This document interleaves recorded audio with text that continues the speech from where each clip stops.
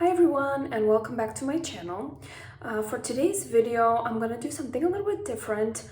I'm going to be taking you through my nighttime skincare routine using Tretinoin. So I'm here in my bathroom and I'm going to take you through end to end exactly what I do. So if this type of video interests you, please keep on watching.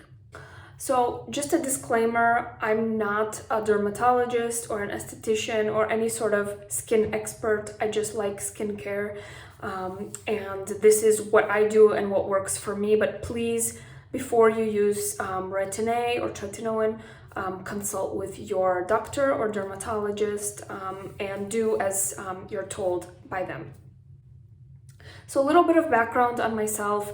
I am 31 years old. I've been using Tretinoin on and off for about 10 years, more consistently for the past 3 years. I have oily combination skin. I used to have extremely oily skin in my teens and 20s, and as I approached 30 and now I'm in my 30s, it's gotten less and less oily, more normal, and even a little bit dry in some areas, especially sometimes with the Tretinoin. I do have some hyperpigmentation here, so I do use the Tretinoin for that, but mostly I'm using it for anti-aging benefits. So as you can see, I've got a full face of makeup going on, so the first thing I'm gonna do is take off my makeup and cleanse my face. So for that, I use the Garnier Micellar Water, the one with the pink cap, which is for sensitive skin, and I use these sort of reusable bamboo cotton pads that I got off of Amazon. So what I will say about Tretinoin is I don't use it every night. I use it roughly twice per week. I have a little routine of products that I use in between the nights that I do Retin-A, so I'll tell you more about that here just in a second. But for today's skincare routine, I'm going to be using the Tretinoin.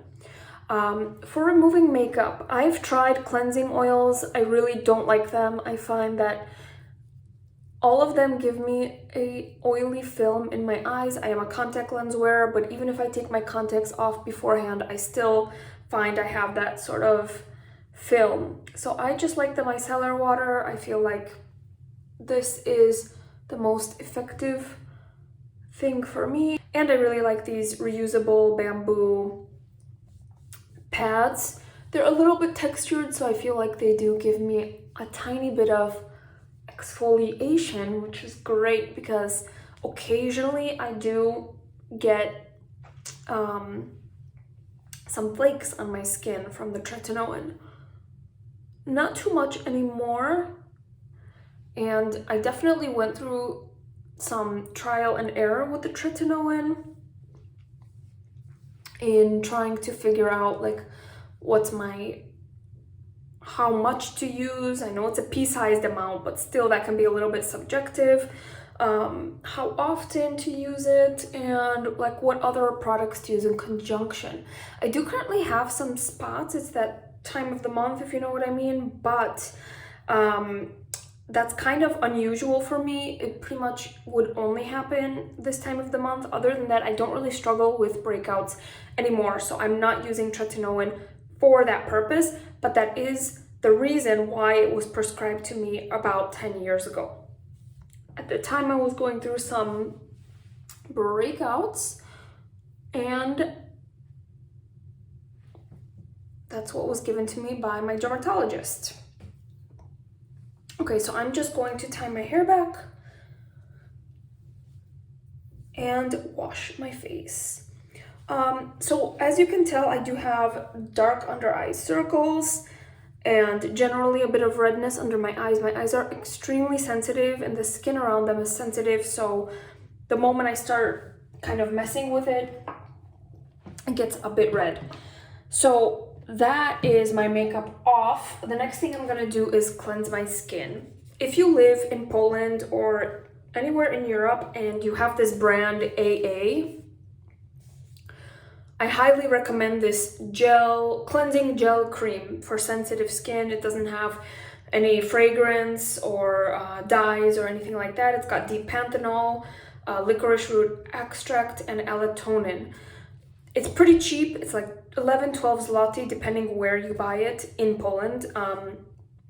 But it's very, very good. I would compare this to Cerave Hydrating Facial Cleanser. The consistency is very, very similar, and it kind of does the same thing. It's very gentle, but it is much cheaper than Cerave is in Poland. In Poland, for some reason, like Cerave and all those products are actually quite expensive. I don't know if it's because they import and export, but yeah, that's the way it is. So I'm going to wet my face and wash my face with this. I'm not a huge fan of this sort of packaging. So what I do sometimes is I take like any old packaging I have from other soaps or face washes, and I will dump it in like I did here, because I keep one by my sink and one in my shower. Okay, so now I'm gonna just wash my face. I do personally love makeup. I wear it most days. I also have tons and tons of calls at work, and where I work, we take most of them with the video on. So I just feel like I need to be put together most days, even though I'm working from home. All right, so I'm gonna pat my face dry. As you can see, there's still a little bit of residual eye makeup. We are gonna take care of that in just a second. Okay, so next I'm gonna use a toner. This toner I featured in another vlog of mine. The contents of this is not this actual brand of toner. This is a toner I make at home by myself. So I take some on this cotton pad. I know you don't have to put toner on a cotton pad. I just grew up doing it that way, and so I like it. And I just, you know, work that into my skin, pat it, swipe it a little. And this gives my skin a little bit of moisture for my serum that I'm gonna put on next. My skin does have some hyperpigmentation. I'm very, very pale. I don't tan at all. I don't go in the sun. And even if I do, I just do not tan. So any like spots, they just show up on my face. I don't really mind it. I just accept the skin that I'm in. Okay, so this is the serum I'm gonna use next on top of the toner while my face is damp, so that the hyaluronic acid and other ingredients of this have something to cling onto. Put some on my eyelids, sort of all over and on my neck, and backs of hands.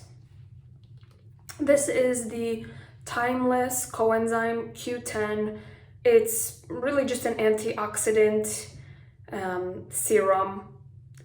The Coenzyme Q10 is an antioxidant, then it's got hyaluronic acid as well, aloe, vitamin E, glycerin, so a couple of humectants to help my skin moisturize. Okay, so I'm gonna let that sink into my skin a little bit. I do not put the tretinoin on damp skin. I wait for this to sink in completely, and then I go in with my tretinoin. But I do not wait like 20-30 minutes between my serum and the tretinoin, or between washing my face and the tretinoin.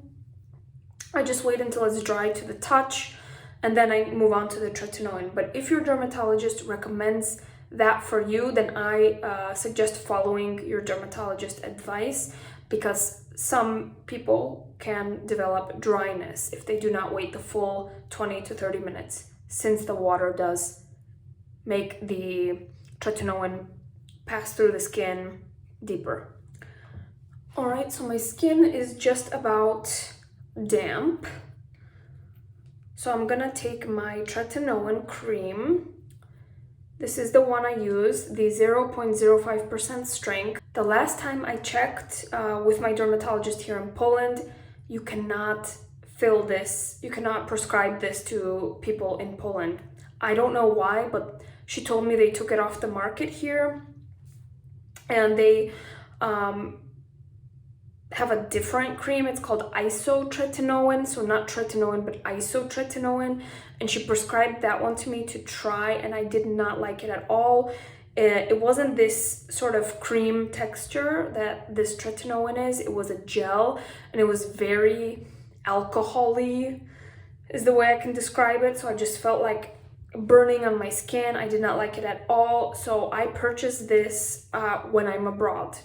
So my stepdad goes to Mexico once or twice per year. He'll get it for me there. If I'm traveling anywhere, which I haven't for a while, but when I do travel and I can find this in pharmacies without a prescription, then I'll pick up 2 or 3 tubes, and that will last me easily 1.5 years. So this is still one of my old ones from traveling. So I do like a pea-sized amount, so like so, and that's gonna be enough for my entire face. So taking that pea-sized amount, I'm gonna put some of the tretinoin in all my areas, okay? So I want to put some here on my temples. Make sure to get some good anti-aging there. And then I'm gonna work it in. Now, I do put it under my eyes because, like I said, I've been using this for roughly 10 years. 3 years consistently now. And so my eyes can tolerate it and they don't get dry. I also found, for me, the magic formula is twice per week.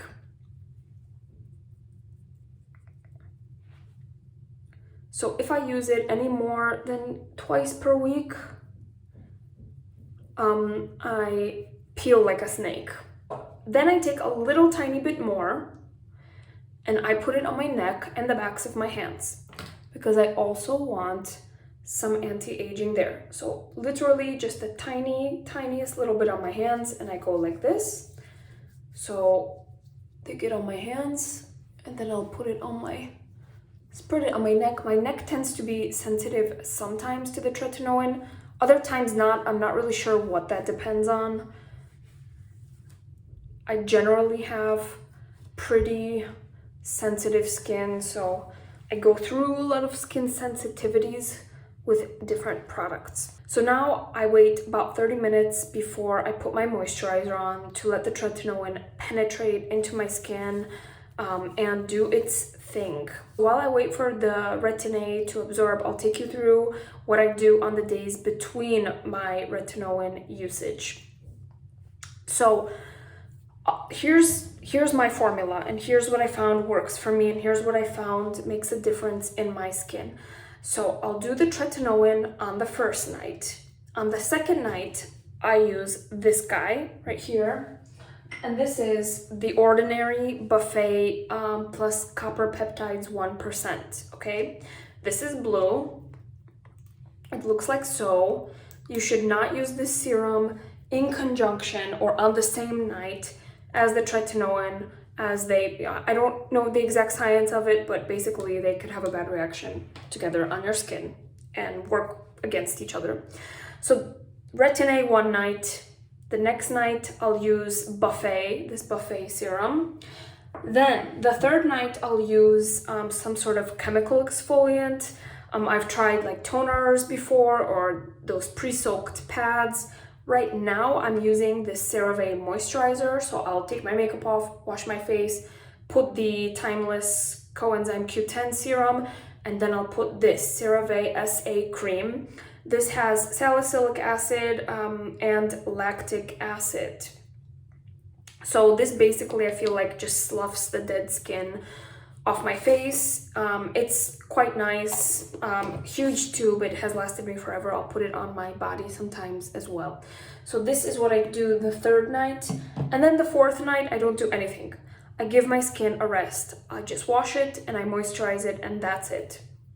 I'm done. In the mornings, I will wake up, wash my face with the AA, Then I'll do a vitamin C serum. This one is also from Timeless. So vitamin C helps with some of the hyperpigmentation. It just helps to bring glow back into the skin.